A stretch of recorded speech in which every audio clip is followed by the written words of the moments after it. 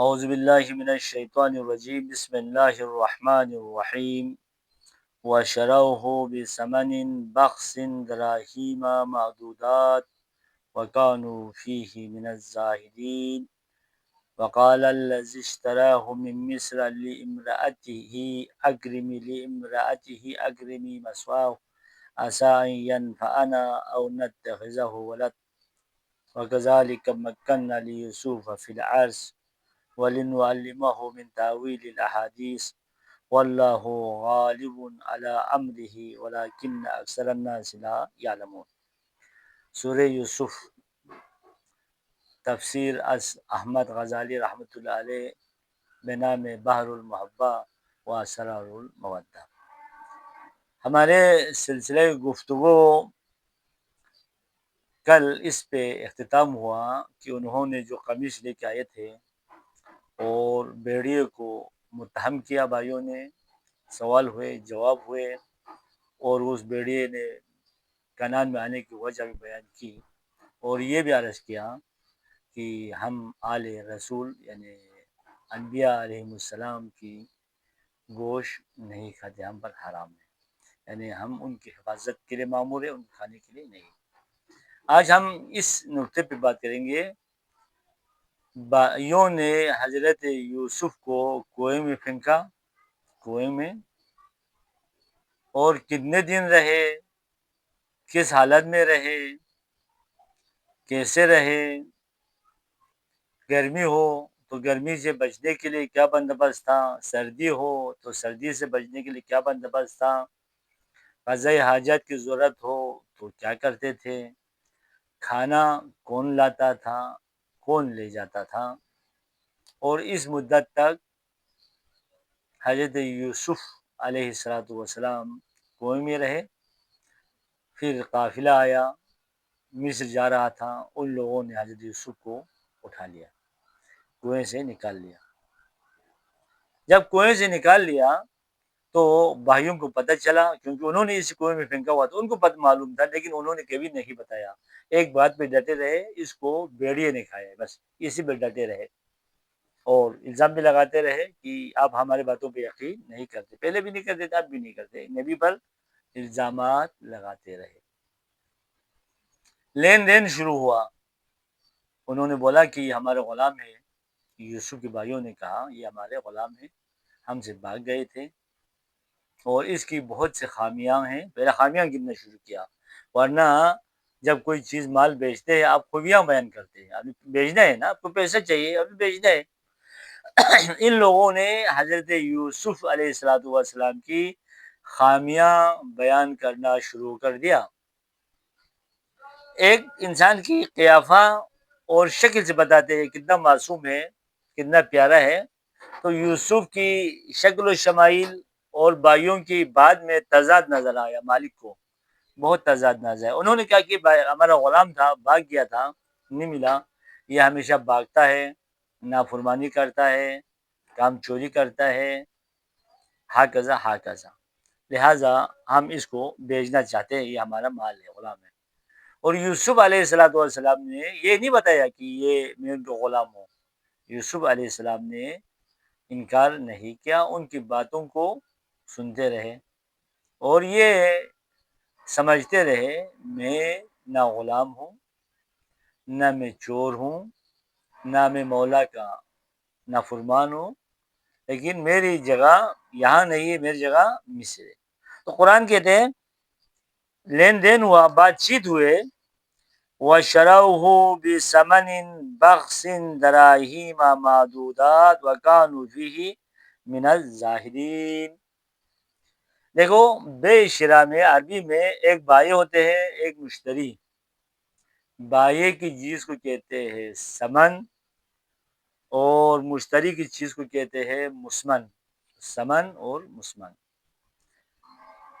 تو یوسف کے بھائی یوسف کو بیچ رہے تھے، وہ تو بائع تھا، وہ مشتری تو نہیں تھا، مشتری مالک تھا جو تاجر کا سردار تھا، اور یہ جو لے رہے تھے یہ ثمن لے دیتے، دراہیم معدودات وشروہ بثمن، در مقابل ثمن، درست ہے، کیونکہ انہوں نے تو مسمن بھیجنا تھا، سمن تو نہیں بھیجنا تھا.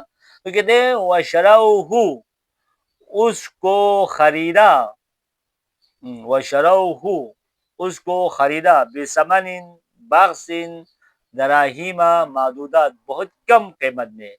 یوسف کی قیمت گزاری بہت کم قیمت میں ہوا. کیوں ہوا؟ کیونکہ ان کو یوسف کا معرفت نہیں تھا، نہ مالک کو معرفت تھا، نہ بھائیوں کو معرفت تھا. مالک جو لینے والا تھا وہ غلام کی روپ میں، غلام کے طور پر خرید رہے تھے، اور بھائی جو بھیج رہے تھے یہ یوسف کو بابا سے دور کرنے کے لیے بھیج رہے تھے. ان کے پاس یوسف کی قدر و منزلت نہیں تھا. ادھر بھی حقیقت سے ناواقف، ادھر بھی حقیقت سے ناواقف بھیج دیا انہوں نے. شراب السمان باقسم دراہیم. ادھر حضرت ذوالنون مصری کا ایک واقعہ پیش کرتے ہیں احمد غزالی. احمد غزالی رحمۃ اللہ علیہ ایک قصہ بیان فرماتے ہیں کہ ایک شخص نے مدرسے کے بچوں کے لیے 200 درہم دیے، خرچ کرو، ان میں تقسیم کرو، 200 درہم تقسیم. ابھی آج کل قبر مدرسوں میں بھی یہی ہوتا ہے. اہل خیر ہے، اہل خیر ہے، اہل ثروت ہے، ان کو چاہیے کہ مدرسوں میں جا کے بچوں کو 50، 100، 200، تو آج کل چیز نہیں رہا، 500، 1000 کبھی کبھی دے دے. دیکھو، ایک آپ کا صدقہ ہوگا، دوسرا ادخال السرور فی قلوب المومنین، عبادت ہے، بچے خوش ہو جاتے ہیں.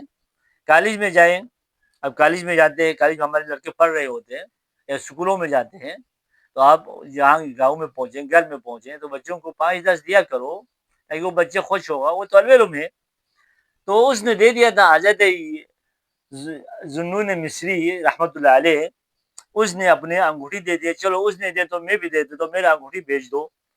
بچے ہیں، طالب علم ہے مدرسے کے، ان کو کیا پتہ اس انگوٹھی کی کیا قیمت ہے. انہوں نے بازار لے گیا، جس طرح ہم لوگ بازار میں اس وقت ہم کراچی میں محمود آباد بازار میں، میرے انگوٹھی ہے عین علی، میرے ایک انگوٹھی ہے عین علی. ہم نے بہت اس کو عقیدت کے ساتھ اور محبت کے ساتھ خریدا ہوا انگوٹھی ہے. اگر یہ میں لینے کے لیے، بھیجنے کے لیے لے جاؤں تو سبزی والا اپنے حساب سے پیسہ دیں گے، موچی والا اپنے حساب سے دیں گے، مستری والا اپنے حساب سے دیں گے، اور مرغی والا اپنے حساب سے دیں گے. تو حضرت ذوالنون مصری کی جو انگوٹھی شاگردوں نے لے گیا، کوئی اچھا قیمت نہیں ملا، واپس لے کے آئے. پوچھا یہ کہاں دیا تھا؟ کہ ہم بازار لے گیا تھا، موچی والے کے پاس، بنائی والے کے پاس، روٹی والے کے پاس، ادھر گوشت والے کے پاس. کہا نا، اس کو لے جاؤ سونا اور چاندی کی معاملہ کرنے والے مارکیٹ میں، دکانوں میں، ان کو پتہ چلے گا. وہاں لے گئے تو ان کو اچھا قیمت ملے. کیوں؟ ان کو معرفت تھا، ان کو شناخت تھا، لہٰذا معرفت کے ساتھ اس چیز کی اہمیت بڑھ جاتے ہے. تو یعقوب کے بھائیوں کو بھی نہیں تھا اور یعقوب کو لینے والے کے بھی نہیں تھا، لہٰذا ادھر وَشَرَوْهُ بِثَمَنٍ، شرو جمع کے صیغہ ہے، وَشَرَوْهُ بِثَمَنٍ بَخْسٍ دراہیم معدودات. تو یہ شرو نہیں ہے، یہ شرا نہیں ہے، یہ بائے ہے. کبھی لفظ شرا بائے پر بھی اطلاق ہوتا ہے، اس لیے انہوں نے کہا وَشَرَوْهُ جمع کے صیغہ ہے، انہوں نے بیچا.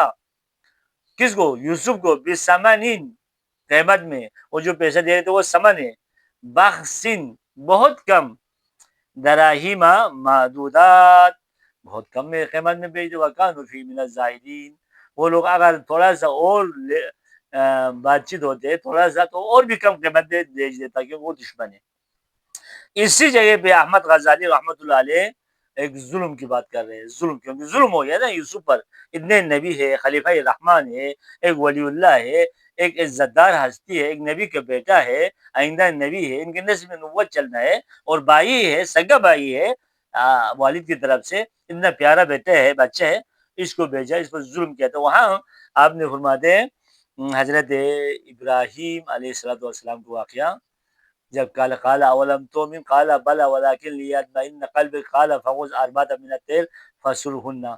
4 پرندے پکڑو، ان کو قیمہ بناؤ. فصرهن مطلب آج کل قیمہ بناؤ، یعنی سب کے گوشت مکس کرو تاکہ یہ پتہ نہ چلے یہ اس کبوتر کے گوشت ہے، یہ مرغی کے گوشت ہے، یہ فلان کے گوشت ہے۔ تو حضرت ابراہیم علیہ السلام کو اللہ تعالیٰ نے حکم دیا، انہوں نے 4 جانور لیے، 4 جانور لیے۔ سب سے پہلے انہوں نے لیا مرغ، مرغا مرغا لیا، مرغ لیا۔ دوسرا کوا لیا، تیسرا بطخ لیا، چوتھا مور لیا۔ 4 جانور، ہر ایک کی الگ الگ خصوصیت ہے۔ آپ سرچ کریں نا، آپ لوگ سرچ کریں، اچھا گوگل پہ سرچ کریں ان کی کیا کیا خصوصیت ہے، یعنی ہر ایک کی الگ الگ خصوصیت، ہر ایک کی الگ الگ فطرت، ہر ایک کی الگ الگ چیزیں، ان کو لے لیا۔ جب مرغا لایا تو مرغا کی ایک آنکھ سے نہیں تھا، مرغا کی ایک آنکھ نہیں تھا۔ کوا لایا تو اس کے بال پر نہیں تھے۔ بطخ لایا تو اس کی چونچ نہیں تھا۔ مور لایا اس کی دم نہیں تھا۔ یعنی جو سب سے خوبصورت ہے وہ خوبصورت ان سے چھین لیا تھا۔ مرغا سے آنکھ، کوے سے بالوں پر، بطخ سے چونچ اور مور سے دم۔ حضرت ابراہیم خلیل اللہ نے پوچھا یہ کیا معجزہ ہے، کیا ہوا ہے؟ تو مرغا کہتے ہیں، مرغا یوں کہتے ہیں میری ڈیوٹی تو اذان دینا ہے اور کچھ بھی نہیں ہے، میں نے اذان دینا ہے بس۔ ایک دن اذان کا ٹائم تھا، نیچے جب دیکھا تو زمین پہ کچھ گندم کے دانے بکھرے ہوئے تھے۔ میں نے کہا چلو کوئی بات نہیں، اذان کی تھوڑی دیر کرتے، میں پہلے دانا کھاتا ہوں، کوئی اور نہ کھائے۔ دانا کھانے کے لیے میں نیچے جھکا تو اللہ کی طرف سے ایک پتھر آیا، میرے آنکھ پہ لگ گیا، آنکھ چلا گیا۔ یہ اس نے بتایا۔ کوے کو بولا تیرے بال پر کدھر گئے؟ کوے کہتے ہیں میں جا رہا تھا شکار کے لیے، میں نے دیکھا کبوتر کی گھونسلے میں بچے تھے، تو میں جہاں اس کو کھا لوں، میں اس کی طرف چلا گیا تو اللہ تعالیٰ کبوتر نے دعا کیا اور دعا قبول ہوئے، میرے بال پر اتر گیا۔ اب جب بال پر اتر گیا تو میں اڑ نہیں سکتا، کبوتر کے بچے بچ گیا۔ بطخ سے پوچھا تمہارے یہ چونچ کدھر گیا ہے؟ بطخ نے کہا میں ایک جگہ پہ، میں پانی میں رہتا ہوں، پانی میں جا رہا تھا، تیر رہا تھا، اس وقت ایک صندوق آیا، اس صندوق کے ساتھ ایک بطخ تھے، عمر رسی تھا، اس کے کچھ بچے تھے، اور بوڑھے بطخ نے اپنے بچوں کے لیے کیڑے مکوڑے رکھے ہوئے تھے، میں کھانا چاہتا تھا ان کیڑے مکوڑوں کو، تو میں نے صندوق کو کھولتے ہی میرے چونچ نکل گیا۔ مور کو پوچھا تمہارے یہ دم کدھر چلا گیا؟ وہ کہتے ہیں میں اپنے آپ پر فخر کرنے لگا، میں کیونکہ آپ نے بھی دیکھا مور جب وہ ناچنے لگتے ہیں تو اس کی پورا دم پورے جسم کو ڈھانپ لیتے، اتنا خوبصورت ہوتے ہیں۔ تو میں اپنے اوپر خوبصورتی پر ناز کرنے لگا، میں کتنا خوبصورت ہوں، مجھ جیسے کہیں نہیں ہوگا۔ اللہ کا کچھ شکر ادا نہیں کیا، اپنے خوبصورتی پر ناز کیا تو ان سب کی جو خوبصورتی تھی وہ ختم ہوئی۔ کہتے اے بندہ مومن، اے بندہ مومن، تم لوگ اپنے آپ پر ظلم کرتے ہو اور اللہ کی اطاعت میں غفلت کرتے ہو۔ تو دیکھو ان لوگوں نے، یوسف کے بھائیوں نے ظلم کیا، یہ یوسف کے دربار میں آنا پڑا۔